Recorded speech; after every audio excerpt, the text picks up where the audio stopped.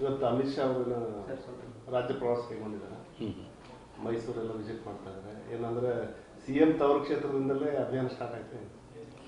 Actually ಮಾನ್ಯ ಕೇಂದ್ರ ಸಚಿವರು ಅಮಿತ್ ಶಾ ಅವರು ಮೈಸೂರಿಗೆ ಮೂಲವಾಗಿ ಅಲ್ಲಿ ಸುತ್ತೂರು ಮಠದ ಜಾತ್ರಾ ಕಾರ್ಯಕ್ರಮಕ್ಕೆ ಅವ್ರದ್ದು ಒಂದು ಕಾರ್ಯಕ್ರಮಕ್ಕೆ ನಿಗದಿಯಾಗಿದ್ದಂಥದ್ದು. ಆ ಕಾರ್ಯಕ್ರಮಕ್ಕೆ ಬರ್ತಾ ಇದ್ದಾರೆ ಮತ್ತು ಅದರ ಹಿನ್ನೆಲೆಯಲ್ಲಿ ಮೈಸೂರು ಭಾಗದಲ್ಲಿದ್ದಂಥ ಪ್ರಮುಖರು ಅಲ್ಲಿ ಪ್ರಮುಖರ ಜೊತೆ ಒಂದು ಸಮಾಲೋಚನೆ, ಒಂದು ಸಭೆ ಮಾಡ್ತಾ ಇದ್ದಾರೆ.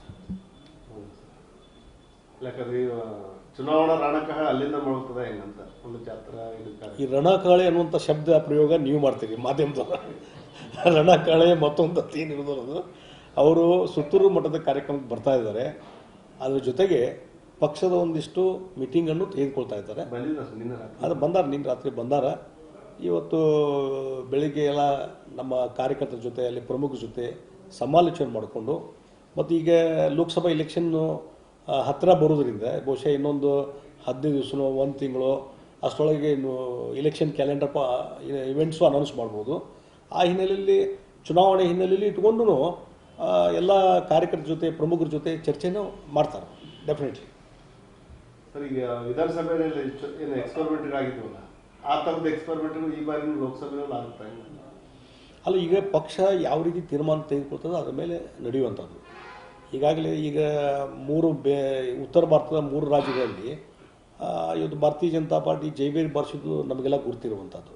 ಹೀಗಾಗಿ ಈಗ ಲೋಕಸಭಾ ಚುನಾವಣೆಯಲ್ಲಿ ಒಂದು ವಾತಾವರಣ ನಿರ್ಮಾಣ ಆಗಿದೆ ಮತ್ತು ನರೇಂದ್ರ ಮೋದಿಯವರ ನಾಯಕತ್ವ ಮತ್ತು ಅವರು ಮತ್ತೊಮ್ಮೆ ಪ್ರಧಾನಮಂತ್ರಿ ಆಗಬೇಕು ಅನ್ನುವಂಥ ಒಂದು 100 ಕೋಟಿ ಜನರ ಒಂದು ಕನಸೇನಿದೆ, ಅದು ಬಹುಶಃ ಈ ಲೋಕಸಭಾ ಚುನಾವಣೆಯಲ್ಲಿ ನನಗೆ ಅನಿಸೋ ಮಟ್ಟಿಗೆ ಭಾಳ ದೊಡ್ಡ ಪ್ರಮಾಣದಲ್ಲಿ ಇವತ್ತು ಲೋಕಸಭಾ ಚುನಾವಣೆಯಲ್ಲಿ ಭಾರತೀಯ ಜನತಾ ಪಾರ್ಟಿ ಗೆಲುವನ್ನು ಸಾಧನೆ ಮಾಡ್ತದೆ. ಮತ್ತು ಇತ್ತೀಚಿನ ಕೆಲವೊಂದು ಚುನಾವಣಾ ಸಮೀಕ್ಷೆಗಳು ಸಹಿತ ಅದೇ ರೀತಿಯಾದಂಥ ಒಂದು ವಾತಾವರಣ ಇದೆ ಅನ್ನುವಂಥದ್ದನ್ನು ಹೇಳಿದ್ದಾರೆ.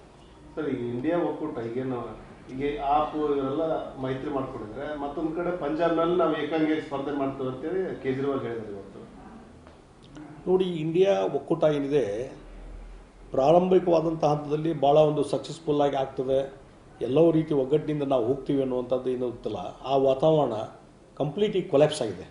ಒಂದೊಂದೇ ಪಕ್ಷಗಳು ಆ ಒಕ್ಕೂಟದಲ್ಲಿದ್ದಂಥ ಒಂದೊಂದು ಪಕ್ಷಗಳು ಹೊರಗೆ ಬರ್ತಾ ಇದ್ದಾವೆ. ಮೊಟ್ಟ ಮೊದಲು JDU ನಾಯಕರಂಥ ನಿತೀಶ್ ಕುಮಾರ್ ಅವರು ಹೊರಗಡೆ ಬಂದು ಇವತ್ತು NDA ಸೇರಿದ್ದಾರೆ. ಅದರ ಜೊತೆ ಕಲ್ಕತ್ತಾದಲ್ಲಿ ವೆಸ್ಟ್ ಬಂಗಾಳ ಮಮತಾ ಬ್ಯಾನರ್ಜಿಯವರು ಸಹಿತ ಆ ಒಕ್ಕೂಟದಿಂದ ಹೊರಗೆ ಬಂದು ನಾನು ಸ್ವತಂತ್ರವಾಗಿ ಸ್ಪರ್ಧೆ ಮಾಡ್ತೇನೆ ಅಂತ ಹೇಳಿದ್ರೆ, ಈಗ ಆಪ್ದವರು ಹೇಳಿದ್ದಾರೆ. ಹೀಗಾಗಿ ಆ ಒಕ್ಕೂಟ ತನ್ನ ಅಸ್ತಿತ್ವವನ್ನು ಕಳ್ಕೊತಾ ಇದೆ.